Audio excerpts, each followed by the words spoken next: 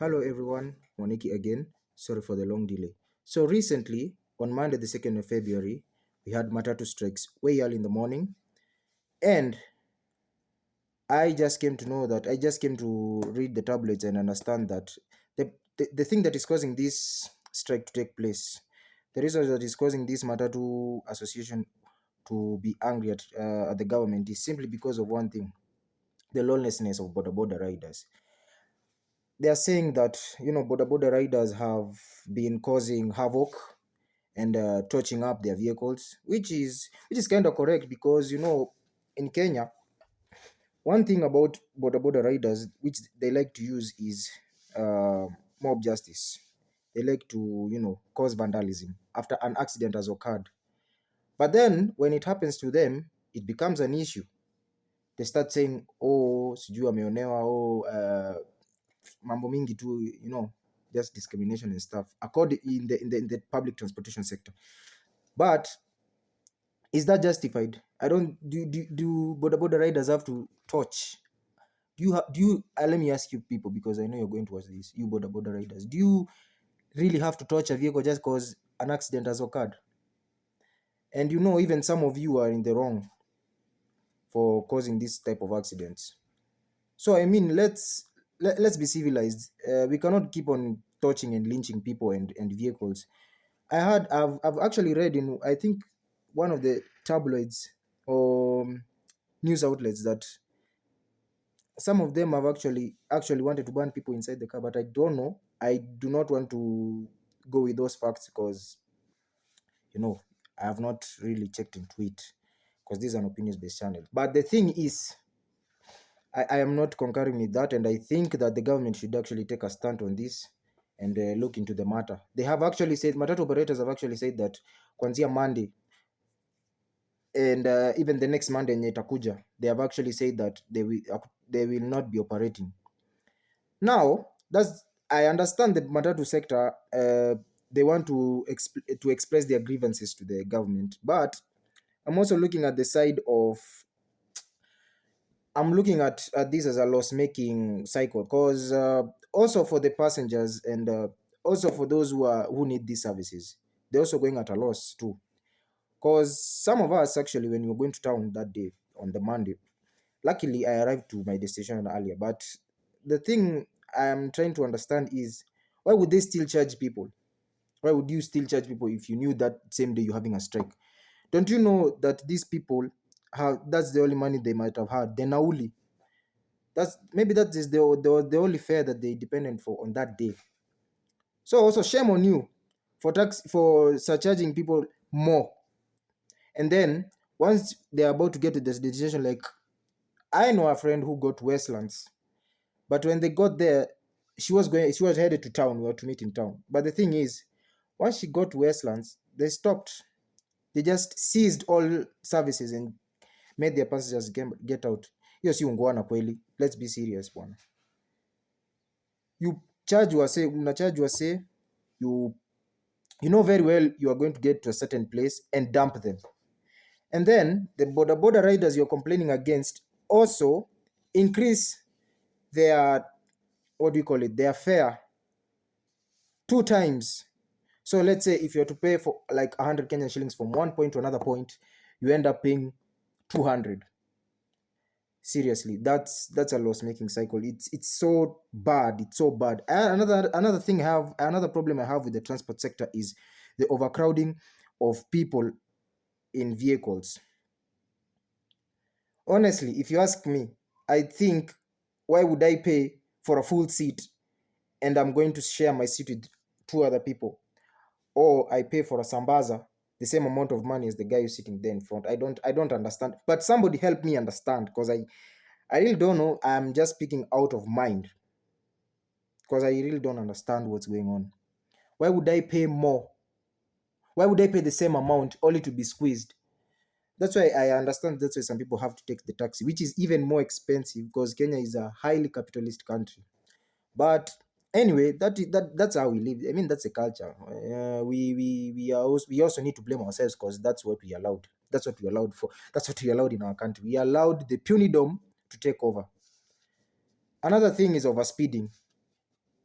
yeah, I understand you need to go from point A to point B, and you need to get to a certain place into your, so that the squad can be faster, and you can be able to operate, two different venues and still make a profit quicker. But what happens if that involves the loss of life?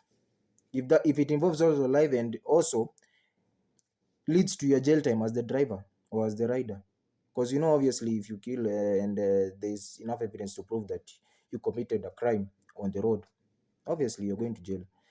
But can you revive life anyway? Okay, you oversped, so what now? You've killed people, you died. Can you come back and say, look, I regret for doing that, let's go back to normal? You cannot. Let's be serious. But I really don't accept with that. Another thing I also don't like about our public sector is one thing is, say, let me give an example. In Nairobi, you have a problem of there is no planning. Let me just be serious. Let me just be true. I mean, when I was growing up, nikiwa mdogo, I only knew of one place, the bus station in Nairobi. That's the only place I knew where, you could get a car from. But nowadays, I mean, there's so many circles and there's so many transport options. But the thing is that we are not civilized into that. We know, okay, there are many stages. Kuna stages mingi. Like, say, there's Koja, there's Archives, there's Afya Center for those going to Kitale and, far outside. But one thing I don't understand is, why is there no planning? Why isn't there any planning, like a proper planning?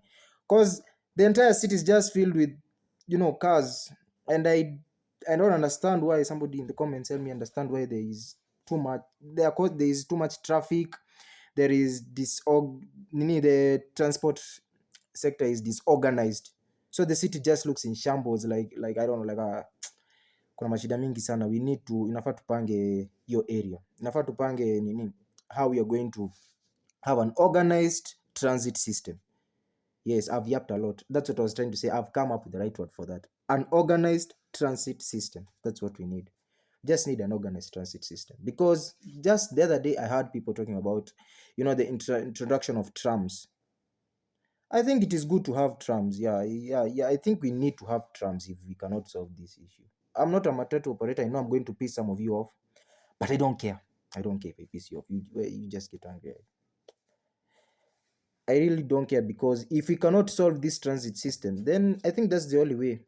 But anyway, I appreciate the work that the matatu and the nganyas and the pikipiki and the boda boda and all these people they do. They are really good people. They help us, connect to families, connect to friends, connect to work, go out and have fun. Same as the taxi drivers, the private sector, even an honorable mention to airports and ferries and ship and all those things. Forgive me for, yeah, that's how I express things. But I want to thank them all, because they really connect us. They enable businesses to go very well. Yeah, so that's a plus on their side. But all in all, I think we need to be safe. I hope that the government will take a stance on this, and I hope everything will go well according to plan. But as I said, the transport the public transportation needs to be fixed, because you cannot be having them beef against each other. I'm trying to wonder how the matatu and the boda boda beefing against each other, and that's kind of sad. I'm looking at it from a business standpoint. If I was a businessman, obviously I depend on the boda boda guys. The boda boda guys also depend on the tuk tuk guys, and the tuk tuk guys and they also depend on the matatu guys, because they're the same people carrying the same passengers. Any Kenyan knows that ukifika kwa a major stage, they do have this kind of talks, and they usually request the matatu guys to drop them at a particular point where they know there are borders. And I will give you an example. If I was going to Runda, and instead of dropping me to an area where I knew, they dropped me close to a border center, because they know it's a catch-22. They will be able to push me from this side to this side. They'll be able to transfer. They can transfer customer. But also another thing I wanted to discuss on, since I've not really planned my points well, but I have them in mind, is the delay. Honestly, I don't like delay. punctuality sometimes, this transport these public means of transport, they just ain't punctual. They mess up people so bad, and they like to hoard, and they like to raise fares according to their own mind. They just really like to mess up with people. But I hope it can be fixed. But there's been high improvement, especially most Kenyans like Nganyas. They are catchy, they're entertaining, and they really show how what Kenya is. They really show that at we are the best in terms of this public transportation, because Nganya ndo imetuinua. So you saw recently what the Kenyan government even took a show speed there. So that's a plus. So kudos to the Nganya society. They're doing the best. It's been long since I've been in one because my route doesn't get to there. But anyway, I really appreciate them. They've got the best music. They got Wi-Fi. They got comfortable seats. But noise. Okay, Nganya make noise, but I think there should be a limit to some, because those decibels are way high and they mess people. Especially when you come to the CBD, it's a hellish place. Sometimes it's just a hellish place.